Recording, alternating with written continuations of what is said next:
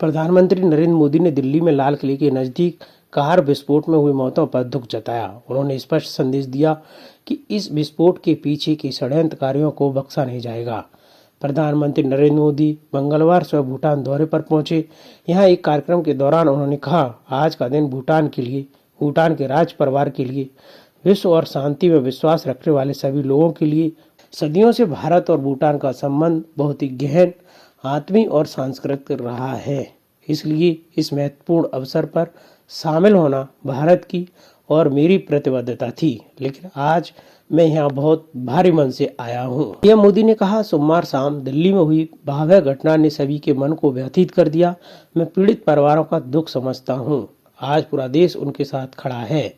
उन्होंने बताया कि वे रात भर इस घटना की जांच में जुटी सभी एजेंसियों और सभी महत्वपूर्ण लोगों के साथ संपर्क में थे। विचार विमर्श चल रहा था, जानकारियों के तार जोड़े जा रहे थे। प्रधानमंत्री नरेंद्र मोदी ने बताया, हमारी एजेंसियां इस षड्यंत्र की तह तक जाएंगी। इसके पीछे के षड्यंत्रकारियों को बख्शा नहीं जाएगा। बांग्लादेश की पूर्व प्रधानमंत्री शेख हसीना ने दिल्ली के लाल किला मेट्रो स्टेशन के पास हुए भीषण हमले की कड़ी निंदा की। उन्होंने इसे किसी परिस्थिति में अस्वीकार बताया। हसीना की यह टिप्पणी सोमवार शाम दिल्ली के लाल किला मेट्रो स्टेशन के पास खड़ी कार में हुए विस्फोट के बाद आया। विस्फोट में कम से कम 10 लोगों की मौत हो गई और कई अन्य घायल। गिरा द्वारा जारी एक बयान में कहा गया, आधुनिक दुनिया में चरमपंथी आतंकवाद के लिए कोई जगह नहीं है। ये चरमपंथी आतंकवादी समूह एक धर्मनिरपेक्ष, मानवीय और कल्याणकारी राज्य की नींव पर प्रहार करते हैं। पाकिस्तान में जड़ें जमाए ये आतंकवादी समूह बांग्लादेश सहित विभिन्न देशों में अपने नेटवर्क में घुसपैठ कर चुके हैं और क्षेत्रीय शांति और स्थिरता को कमजोर करने के लिए भारत में हमले कर रहे हैं। यह बयान अवामी लीग के सोशल मीडिया प्लेटफॉर्म पर पोस्ट किया गया।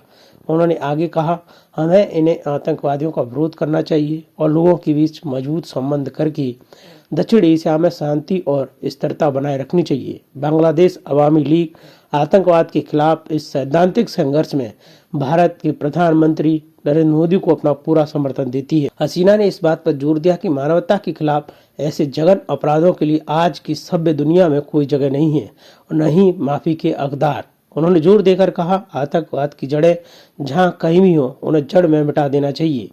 हसीना ने कहा, बांग्लादेश और अन्य जगहों पर इन आतंकवादी समूहों का समर्थन करने वालों को लोग मानवता के दुश्मन हैं और हम उनकी कड़ी निंदा भी करते हैं। उन्होंने भारत के लोगों को एक साथ एकजुटता व्यक्त की और आतंकवाद के खिलाफ लड़ाई में हर संभव सहयोग का वादा किया।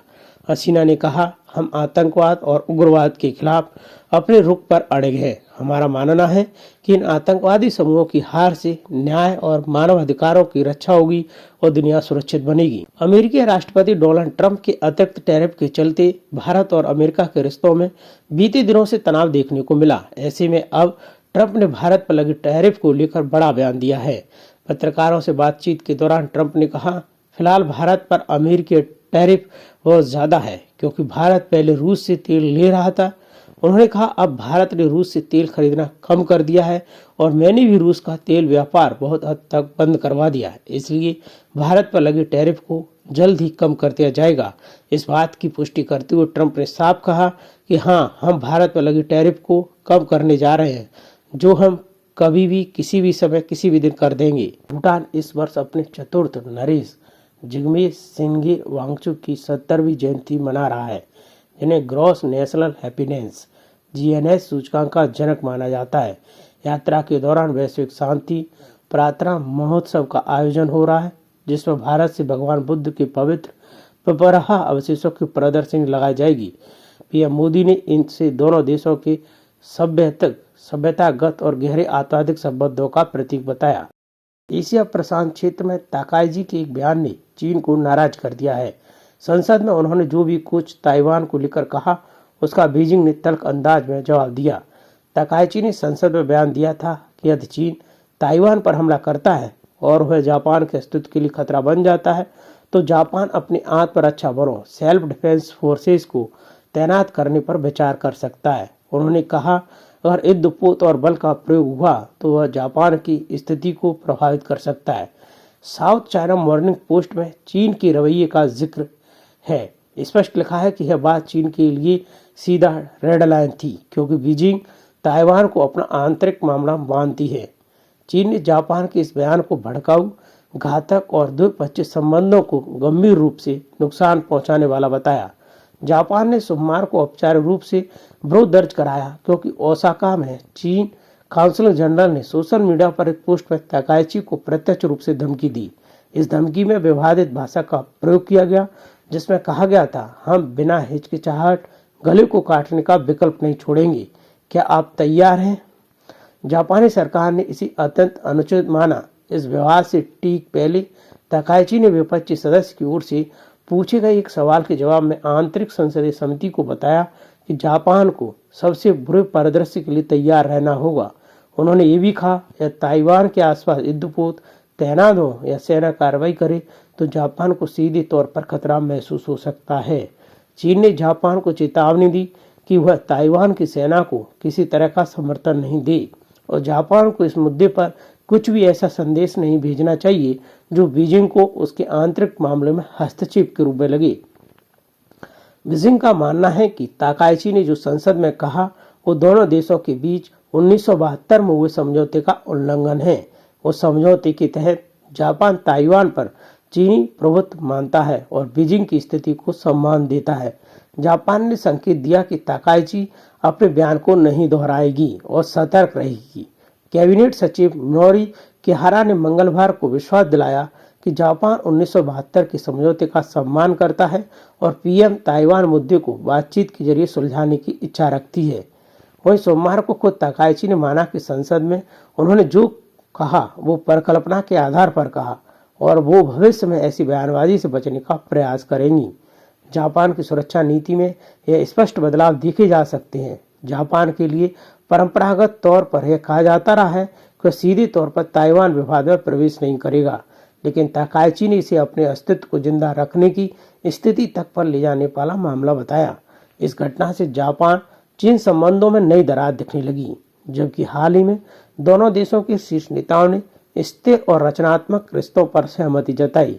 यह टकराव क्षेत्रीय सुरक्षा पर भी प्रभाव डाल सकता है, खासकर अमेरिका, जापान, चीन त्रिकोणीय रिश्तों में जापान एक प्रमुख अमेरिकी सहयोगी है। यह ताइवान संकट हो रहा तो जापान को भी मजबूरी में कथित रूप से सक्रिय होना पड़ सकता है।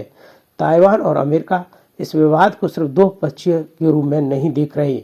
यह एशिया प्रशांत क्षेत्र में शक्ति संतुलन से जुड़ा मामला बन सकता है। अदानी समूह ने मंगलवार को battery energy storage system BESS sector में एंट्री का ऐलान किया, जिसमें समूह 1126 मेगावाट 3530 मेगावाट घंटे MWH की क्षमता वाले प्रोजेक्ट को तैयार कर रहा है, जिसे मार्च 2026 तक चालू किया जाएगा। अदानी समूह इस प्रोजेक्ट के तहत 700 से अधिक BESS कंटेनर्स स्थापित करेगा, जो इसे भारत का सबसे बड़ा और दुनिया का सबसे बड़ा सिंगल लोकेशन BESS प्रोजेक्ट बनाता है। इस BESS प्रोजेक्ट की एनर्जी क्षमता 1126 मेगावाट होगी और एनर्जी स्टोरेज क्षमता 3530 मेगावाट होगी। अदानी समूह के चेयरमैन गौतम अदानी ने कहा, एनर्जी स्टोरेज रिन्यूएबल एनर्जी के भविष्य की आधारशिला है। इस ऐतिहासिक प्रोजेक्ट के साथ हम न केवल वैश्विक मानव स्थापित कर रहे हैं, बल्कि भारत की एनर्जी स्वतंत्रता और स्थिरता की अपनी प्रतिबद्धता को भी मजबूत कर रहे हैं। यह पहल हमें बड़े पैमाने पर विश्वसनीय, स्वच्छ और किफायती एनर्जी सॉल्यूशंस प्रदान करने में सक्षम बनाएगी। इस रणनीतिक प्रवेश के साथ अदानी समूह बड़े पैमाने पर स्टोरेज इंफ्रास्ट्रक्चर में निवेश करने वाले ग्लोबल एनर्जी लीडर्स की श्रेणी में शामिल हो गया। कंपनी ने बताया कि इस रणनीतिक पहल से भारत को एनर्जी सिक्योरिटी और 24 घंटे स्वच्छ ऊर्जा की आपूर्ति सुनिश्चित करने में मदद मिलेगी। हिंदी सिनेमा में सच्ची घटनाओं से प्रेरित फिल्मों का बोलबाला है। इस बीच अभिनेता इमरान हाशमी और अभिनेत्री यामी गौतम ऐसी ही एक फिल्म हक लेकर आए हैं, जो शाहबानो केस पर आधारित है।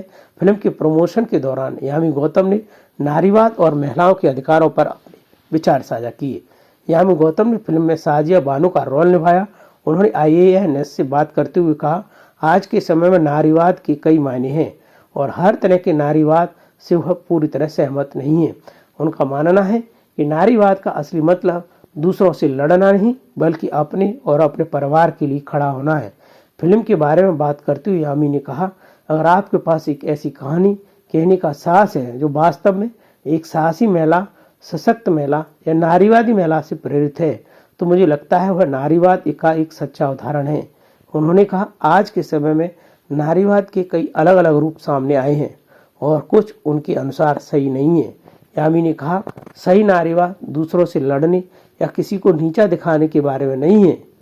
इसके बजाय यह अपने अधिकारों के लिए खड़ा होने, अपने बच्चों के लिए लड़ने और जो सही है उसके लिए आवाज़ उठाने के बारे में है। यह अपने अधिकारों के लिए खड़ा होना है और सही बात के लिए लड़ना है। ये मेरा दृष्टिकोण है। फिल्म हक की बात करें तो इसकी कहानी साजिया बानू के नाम की महिला के इर्द गिर्द घूमती है, जिसका पति इमरान हाशमी एक नामी वकील है। वह दूसरी शादी करता है और साजिया को 3 तलाक देकर छोड़ देता। वह गुजारा भत्ता देने से भी मना करता है। ऐसे में साजिया कोर्ट का दरवाजा खटखटाती है और इस दौरान उसे कई तरह की परेशानियों का सामना करना पड़ता है। समाज उसके खिलाफ हो जाता है और हुक्का पानी बंद कर दिया जाता है। इस लड़ाई में आखिर साजिया को उसका हक मिलता है या नहीं, इसका जवाब फिल्म देखने पर मिलेगा।